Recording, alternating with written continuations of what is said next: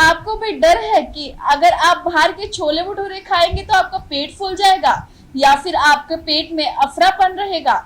नमस्कार दर्शकों, मैं हूं आपके साथ शिवानी कौर। आप देख रहे हैं दिव्य दिल्ली न्यूज का स्पेशल हेल्थ कार्यक्रम। डॉक्टर रजनी, जैसे कि हम भी फास्ट फूड के शौकीन हैं, छोले भटूरे खाएं या पिज्जा बर्गर खाएं तो पेट में एक अफरापन सा आ जाता है, हैवी लगता है, तो उसके लिए क्या करना चाहिए? देखिए, आयुर्वेद के अनुसार हमारी जो जाठर अग्नि होती है, पचाने की जो शक्ति होती है, ये 3 तरह से होती है। एक होती है मंद अग्नि, तीक्ष्ण अग्नि, विषम अग्नि और एक अलग तरह से हम समाग्नि भी बोल सकते हैं। ये अग्नि जो होती है ये एक गैस की तरह कार्य करती है। जैसे हम कई बार खाना बनाते हैं और गैस को सिम आंच पे रखते हैं, कुछ सब्जियां बहुत अच्छे से बन जाती हैं, कुछ सब्जियों को बनाने के लिए हमें गैस को फास्ट करना पड़ता है। तो सिमिलर लाइक दैट हमारे शरीर की जो अग्नि होती है मंद अग्नि का मतलब है कुछ भी खाएंगे उसको पाचन करने में बहुत लंबा टाइम लगेगा, पेट में दर्द रहेगा और वॉमिटिंग सेंसेशन ही हो सकती है। अगर हमारी अग्नि तीक्ष्ण अग्नि है तो हमारा खाया हुआ भोजन बहुत जल्दी पच जाएगा।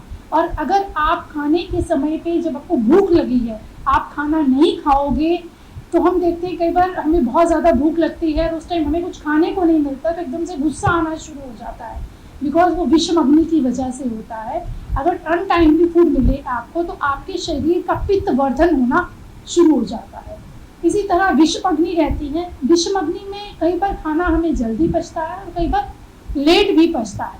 जैसे आप बाहर के फास्ट फूड की बात कर रहे हैं, अगर हम घर का बना हुआ खाना भी खाते हैं तो वो कई बार हमें बहुत जल्दी से पच जाता है और कई बार हमने सिर्फ छोले कुलचे या खाने में राजमा ले लिया, उड़द की दाल ले ली तो वो सही से नहीं पच पाता और आपके पेट में अफवारा होना या गैस की प्रॉब्लम बन जाना, मुंह में खट्टा पानी आना, गार आना, आंखों में जलन हो जाना, इसके साथ साथ यूरिन और लेटरिन के रास्ते में भी जलन होना, ये सारे ही कारण हमारे विषम अग्नि के होते हैं।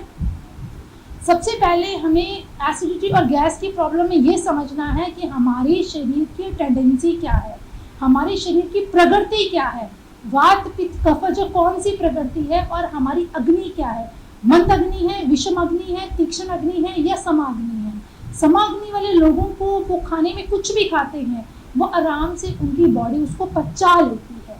सो जब हम ये समझ जाते हैं कि हमारे शरीर की अग्नि कौन सी अवस्था में है उसके अकॉर्डिंग ही हम डाइट को लेते हैं तो हमें प्रॉब्लम्स बहुत कम होंगी।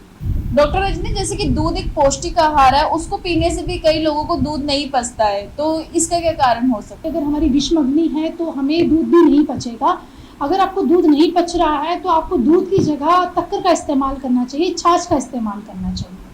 ऐसे ही बहुत सारी ऐसी चीज़ें हैं जब पेशेंट्स आते हैं हमारे पास रेगुलर ओपीडी में, वो बोलते हैं कि डॉक्टर साहब हम आम खा लेते हैं तो हमें आम भी डाइजेस्ट नहीं होता है।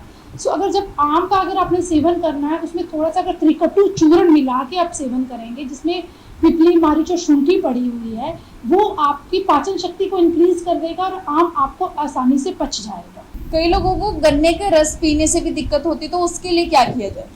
अगर आप गन्ने का रस पी रहे हैं आपको नहीं पच रहा है तो उसमें थोड़ा सा अगर आप अदरक और पुदीना मिला के पिएंगे तो वो एकदम से पाचन शक्ति को इंक्रीज कर देगा और आराम से हमें पच जाएगा। कई लोगों को चीनी से भी भ्रम होता है कि चीनी खाने से भी या चीनी का सेवन करने से भी दिक्कत हो जाएगी, तो इसके क्या कारण हो सकते हैं और इसका क्या ट्रीटमेंट है? अगर आपको चीनी से प्रॉब्लम हो रही है तो भाप्रकाश निघंटु में साफ साफ लिखा है, उसके साथ आप नागर मोथा के पाउडर का अगर सेवन करेंगे तो वो आपको चीनी जो है आराम से डाइजेस्ट हो जाएगी। जैसे कि भैंस के दूध या फिर हम कहें कि दही से भी कई लोगों को समस्या हो जाती है, उससे भी अफरापन रहता है, तो उसके लिए क्या कहेंगे? देखिए, दही एक पौष्टिक आहार के अंदर आता है बट आयुर्वेदा में इसको पौष्टिक नहीं माना गया है।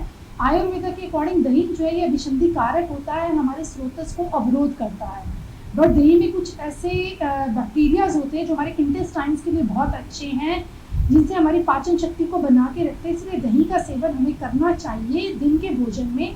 और दही में अगर हम शंख भस्म को मिला के और हल्का सा सेंधा नमक को मिला के लेते हैं तो दही आराम से हमारा शरीर पचा लेता है। डॉक्टर रजनी, अगर भोजन के बाद पेट फूलता है तो उसके लिए क्या लेना चाहिए? अगर खाना खाने के बाद आपका पेट फूलता है तो उसके लिए आप अब्डोमेन केयर पाउडर ले सकते हो या आपको मुनक्का चीनी को मिक्स करना है हरड़ के साथ। हरड़ के साथ चीनी और मुनक्का को जब साथ में लिया जाता है तो ये हमारे पाचन शक्ति को इम्प्रूव करता है। अगर आपको भी लगता है कि इन सभी चीजों का सेवन करने से आपकी भी पाचन शक्ति बिगड़ जाती है तो आप डॉक्टर रजनी गुप्ता द्वारा बताए गए जितने भी टिप्स है उन सबका इस्तेमाल कर सकते हैं, या तो फिर हमारे नीचे दिए गए नंबर पे डॉक्टर रजनी गुप्ता से कांटेक्ट कर सकते हैं। ताज़ा तरीन खबरों को जानने के लिए अभी टाइप करें दिव्य दिल्ली न्यूज।